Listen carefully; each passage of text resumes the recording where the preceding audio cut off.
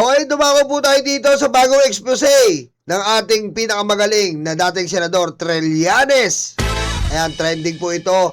Pakinggan po natin.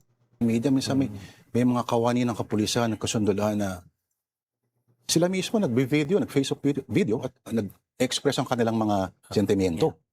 Pero at least may ventilation sa ganun, hindi siguro noon medyo delikado or maybe it's the other way around. Pero meron ho ba kayong intel na nakuha? Baka lang po, pwede kayo mag-share regarding dito sa threats sa Senado at sa June 12 na posible daw na may mangyari sa Malacanang. Meron po tayong nahagip na impormasyon na may mga nagpaplano. Basically, ito yung kampo nila Duterte. Tapos may mga kasama sila na iba't ibang mga puwersa. Doon sa hanay ng military, active, wala. Pero doon sa mga retirado, marami. Yun yung mga aktibo. At kung yun lang naman, yung mga retirado lang, hanggang ganun lang naman yun. Nagbe-ventilate lang sila na. May mga nagsusubok mag-recruit, pero wala pa silang nare-recruit as far as we know na enough to tip the balance. But they will try. Ang aming impormasyon ay naghahanap. Tingnan nyo, mga Duterte na naman ang pasimuno. Wala po talaga maasahan. Sabi ko sa inyo, Duterte talagang pinanggagalingan eh.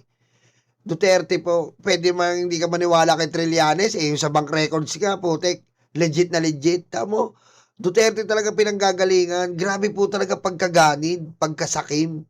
Alam mo yun, tama na yung minsan naupo kayo, wala. Talagang pipilitin ng mga hayop. Sila ng political trigger. Last week, gusto nila, in-expect nila yung paglabas daw ng 18, ay magkakos ng outrage para lumabas yung mga tao. So artificial siya eh. Pero dun sa echo chamber nila, sila galit na sila. Akala nila dun sa real world, outside their echo chamber, ganun din yung sentimento. Eh hindi, di ba? So medyo nilangaw. Parang napaka-delusional nun, ha? Oo, yes. Pero yung echo chamber effect kasi, nagbabounce sa'yo, parang nag-i-intensify yung galit mo. Kala mo marami na kayong galit na galit, parang buong mundo na. Pero yung pala, pag nanawagan kayo, kakaunti lang kayong pupunta. Yung physical. Yeah. May ganun ba sa tingin mo si Senator Alan Cayetano? Too delusional? Yung, kumbaga sa echo chamber niya, ay sold siya na baka ito yung zeitgeist. Yes, ganun nga mismo. No? Meron siyang false sense of the pulse of the people. Ang pananaw niya, yung lahat ng mga Sara Duterte ay pabor sa ginagawa niya. Hindi niya alam, karamihan ng mga Pilipino are focused on their daily lives. Naghahanap buhay, gano'n. Bihira lang yung babad sa politika dyan. Malaki na yung 20%. All the rest are doing other things. Kaya ito yung echo chamber effect na kayo, yung mga nagko-comment dyan, ang dami, iba may trolls pa, yung troll farms mo. That's the worst thing na mangyari. Kung yung propaganda machine mo, pinapaniwalaan mo na, gano'n na mangyari, malilihis ka ng landas. At so yung sinasabi ko kanina, they would like to create a political impasse, then magmomobilize sila ng mga tao, tapos they're going to hope na may magwi-withdraw ng support sa AFP para install si Sara, patalsikin si President Marcos. Yes. Gano'n yung template. Similar to what they did nung EDSA DOS. So, yun po. Kung kayo po ba si Senate Pro Tempore Win Gatchalian, hahayaan nyo pa rin ba itong mga ginagawa ng Cayetano Block na nagpe-press conference sila sa social media on their own? Or you have to crack down on it kasi nakakakosya ng lamat? Ganito, no? They're trying to be patient. Kasi dyan sa Senado, I've been there, kahit sa public, talagang grabe na yung differences nyo of opinion, masyado na mainit yung balitaktakan. Pero sa loob, you're one small community. Hindi mo mailiwasan yung personal relationships. So as much as possible, ay nila magsunugan ng tulay. Pero yung ginagawa ni Alan, he's destroying the institution already. Pag ginawa nila yan sa loob ng Senado, ano na yan, pwede mo nang out of order yan, pwede mong i-contempt, pwede mong ipa-detain sa Sergeant at Arms. Pwede yon. Just to save the institution. Ngayon, yung otoridad, pwede rin kasuhan si Alan yung ginagawa niya ng inciting to sedition or sedition mismo. Because he's trying to disrupt the flow of government operations. So yun ang pwedeng gawin. Or, Senator, sinasabi rin po nila na kayo pa lang mismo nagsabi, no? Na itong si Senator Cayetano ay in denial pa at sa stages of grief, denial ang pinakaunang step. Yeah. At may mga statements na kayo sinabi dati na mag-ingat kayo dyan kay Alan Cayetano kasi na ang warning na yun mismo ang nagsabi sa'yo, then, kamo noon, ay si Senator Ligarda, nung ikaw ay Yeah. neophyte senator pa lamang noon. Mag-ingat ka dyan kasi medyo unpredictable ang loyalties, ang shifting loyalties. Ngayon ba ay yung kanyang faith, yung kanyang loyalty doon sa pamilya Duterte, eto na yata yung masasabi natin na medyo pinakamatagal-tagal na pag-anib niya, o posible rin mag-crack yan once things shift?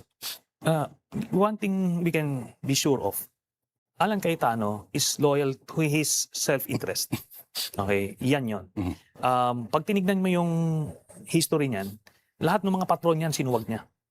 Yes. Okay, dati sila Mike Arroyo. Ninong pa niya. Tito Mike, ganun pa yan. Tinutulungan siya sa kampanya, talagang inaalagaan. But when it was convenient for him to stab Mike Arroyo in the back, he did, without hesitation. Tapos sinakyan niya yun paging senador niya. Oo Ginawa nga, na rin no? niya yun doon sa iba't ibang patron. Oo nga, no. Tama yun, no. Walang ya talaga to si Cayetano eh. Mahirap po magtiwala dito eh. Tarantado talaga to noong pa man. Oo nga, no. Yung kalagro. Oo nga, no. Aray ko. Tama. Then, finally, ito nga kay Duterte, no? Nung mismong siya, nung matatanggalan siya sa pwesto sa House, sinabihan na siya mismo ni Digong na Binitin. bitawan niya. Ayaw pa rin niya. Mag-let go pa rin siya. So, when it comes to the power play, the power game, nawawala sa sarili yan, gibaon yun, ang yun yan. Kaya yan convenience. Di ba nakita mo lang, the other day, pinakita nila, he was talking to the First Lady. Di ba? I can imagine yung conversation na yan. At Diba? yung may mga feelers siya na sa Malacanang na kahit tanggapin lang daw siya, basta kahit mag-convict siya sa impeachment. Kumbaga pinapangako niya lahat. Kita nyo? Sabi niya nga, kay First Lady, kahit hati lang po. Hati na lang po kami. Malay ni First Lady yan, tanga ka pala eh. Aray ko. Hati na lang kami, First Lady. Hati na lang kami, dalawa kami pipirma. Patay gutom ka pala eh. Aray ko. Nagpapaalam kay First Lady. Diba? Nakikikain lang dun yung tao eh. Aabalain mo. Aray ko. Ikiusap pa eh. Ate na kami First Lady, please. Ate kami, please. Sabi ni First Lady, baon ang hininga mo, Miss Sperm Cells. Aray ko. Para lang manatili, payagan siya manatili sa pwesto. So, yung stages of grief, di ba? Una, denial siya. Denial. Then, di ba, nagagalit siya. Nakipagbunuan siya. Anger? Oo. Then, nagbabagay na siya. Bargaining. Kasi sabi niya, ganito gawin. Kahit parehas kami pumirma. So, next na ito yung Depression. na. Then, finally, Acceptance. So, eventually, he will get there. Kasi wala nang sumusunod sa kanya.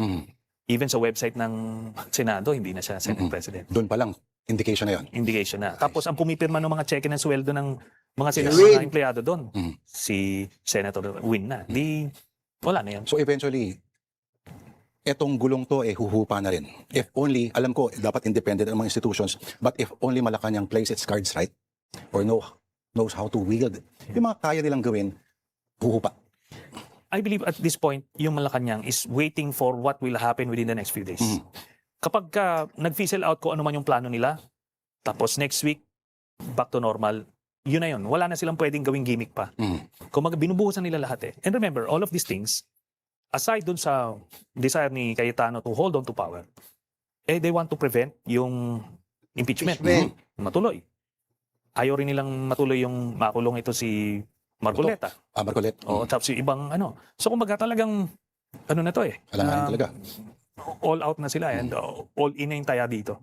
Meron ka bang kapangamba, Senator, na hindi pa rin mawawala ng tricks itong Cayetano Black na maderail itong paparating na trial? Alam nyo, ako talagang matagal ko na sinubaybayan yan si Alan. You want to predict, You would like to believe na mapipredict mo siya. Pero hindi, very creative yan. Very creative yan kung power game ang pinag-uusapan. Marami yan estilo na hindi mo maisip. Ngayon ko lang nalalaman, kahit pala nung sa Taguig nasa Taguig siya, pinakadado niya yung konseho doon. Na ginawa rin niya na itong sa house, tapos ito ngayong gimmick, may mga barilan pa Kumaga, ano na eh. It's not beyond him, sabi mo. It's not beyond Oo. him. So, Kaya niya gawin yun. kaya niya gawin, tsaka hindi mo maiisip. Kasi tayo, ang maisip mo lang yung parang may natural guardrails ka eh. Sa kanya walang guardrails. Walang guardrails at yung kanya Napaka ni Cayetano eh. Alam niyo po yung yung gagawin niya lahat para sa pansariling benepisyo niya. Hindi dapat hindi po dapat ganyan ng senador natin, lalo na Senate President ka. Iisipin mo lang yung sarili mong kapakanan, hindi yung kapakanan ng nakakararami. Dapat kasi yung ganyan kapakanan ng nakararami iniisip mo, lalo na senador ka, ikaw pa ang gumagawa ng batas. 'Di ba? Tsaka ano pong ipipilit mo diyan sa 18 Marines na blue ribbon mo, leche ka? Eh, nasa ombudsman na mga kababayan, redundancy na yan. Redundancy lang yung ginagawa ni Cayetano, panggugulo. At hindi mo mapapakulong yan, Cayetano. Dahil in aid of legislation lang kayo. In aid of legislation lang ang mandato ng Senado. Pero kung ang taong bayan, papipiliin mo, ombudsman o Senado, dito tayo sa ombudsman. Kasi ang ombudsman po nagpapakulong. Ang Senado, gumagawa lang po yan ng batas doon mula sa investigasyon. Kaya kung gusto natin talaga ng hustisya, kung gusto po natin talaga ng makabawi sa flood control, doon tayo sa ombudsman dahil sila po ang mandate nila is magbaston sa gobyerno, magpakulong ng mga kurakot sa gobyerno. Kaya bobo lang yung masyadong pinagpipilitan mo yung blue ribbon. Magbi-blue ribbon ka. Anong in aid of legislation pa ba ang kailangan mo? Inimbestigahan na ni Lacson. Marami na po siyang ginawang motion o marami na siyang ginawang mga kailangan baguhin diyan regarding sa DPWH. Marami na. Ang dami ng gagawing batas para sa DPWH. Ikaw, anong gagawin nyo pa? Tapos yung iniimbestigahan nyo pa, bulaan. Paano ko makakuha o magsasagawa ng batas na ihahain mo in aid of legislation sa mangyayaring Blue Ribbon Committee ng 18 Marines kung ang iniimbestigahan mo ay mga bulaan? Kung iniimbestigahan mo ay mga peke, di peking batas nila makukuha mo dyan, peste ka. Aray ko. Paka-basic eh. Hindi madasalin ba, nagulat ka doon? Kasi nung nag-iinkwentro kayo na, hindi pa siya ganun, di ba? Hindi. Ito yan. Kung first time mo siya mamimit, madi-disarm ka kasi nga Charming. malumanay, magsalita, tapos pag nagdadasal, umipikit, pagkakakain kayo, hawak pa kayo ng kamay, lumuluhod sa ano. Alam nyo naman tayo, alam natin kasi hindi naman tayo mga santo. Kaya pag kami nakita kang mga taong madasalin o mga Diyos, parang medyo believe tayo sa kanila di ba? Pero ito, ginagamit niya yon. Kasi alam niya that it disarms people, pero wala yun sa kanya. Yet, kung bibilangin, sino ang mas maraming naka-inkwentro ng mga kapwa senador sa inyong dalawa? Of course, nag-inkwentro rin kayo nun, pero mabibilang ba at magmamatch ba o mas marami pa rin yung sa kanya? Palagi ko, hindi sa mas marami kung hindi yung interest. Sa akin, pag kami na-enkwentro ako na isang senador, dahil alam ko yung pinaglalaban ko. Nakatinding ako, supposed to be, kung ano yung tama. Kung ano yung pinaglalaban. Sa kanya, palagi siya nakatindig dun sa self-interest niya.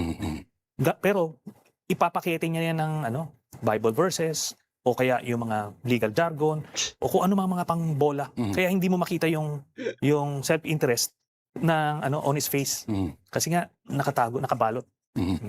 Alright, so gaano kayo, shift naman po ako ng topic, Senator, as they call you, Sentry.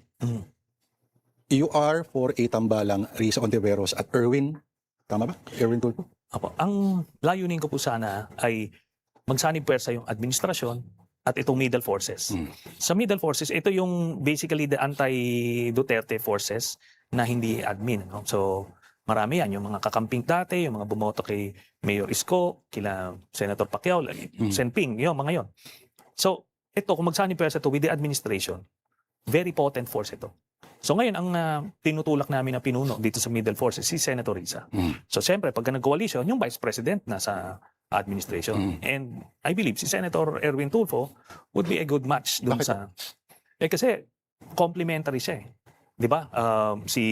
Yung iba yung nilalagay sa mesa ni Senator Risa, iba rin yung nilalagay sa mesa na mga katangian ni Senator Tulfo. So, Naku, ba't Erwin Tulfo na pala, tsaka Risa? Ano yan, Sentry, ba't ikaw hindi?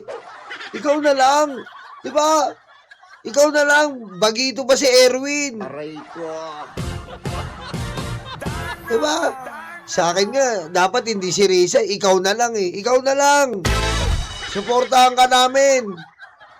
Parang bagito pa si Erwin eh. Masyadong bagito pa yun para sa akin. Ewan ko pero ewan ko, tingnan natin. ganun po yan. Okay. Pero lahat yata, halos yung mga tinutulak po ninyo, parang nag-express ng mga walang interes na plano for 2028. Paano kaya yan, Sentry? Well, si Senator Risa, nagsabi siya na she is open. But si Senator Tulfo, Not yet. But I believe circumstances would push them. Ako lang yun lang naman. Ngayon kung let's say ang ilagay ng administrasyon ay si General Nick Torre, o di Yan. okay rin naman yun. Magandang combination yun. So kung sino, nasa sa kanila yun, nasa administrasyon na yun. Kung sino yung ipambabato nila. Ngayon, depende lahat ito eventually kung sa numero. Kung mas mataas yung numero ng magiging kandidato ng administrasyon, siyempre mag-uusap-usap sila. It's now up to Senator Risa kung papayag siya mag-slide down para dun sa tandem na yon with the administration. Pero kung maganda-ganda yung numero at kayang ilaban, yung administrasyon naman ang mag-slide down para meron tandem. But bottom line, that will unify them para one-on-one yung labanan. do you still have Grabe, no? Ayun ang palang malaman natin yan. plans for 2028, Senator? Wala na po. Ang gagamitin ko na yung aking lakas at impluwensya para suportahan yung nararapat na kandidato, which is Senator Risa. May nang-aasar sa inyo, yung DILG Secretary ngayon na pinoint out yung inyong mga losses sa mga eleksyon. May tugon ho ba kayo sa kanya? Ganun lang po yan.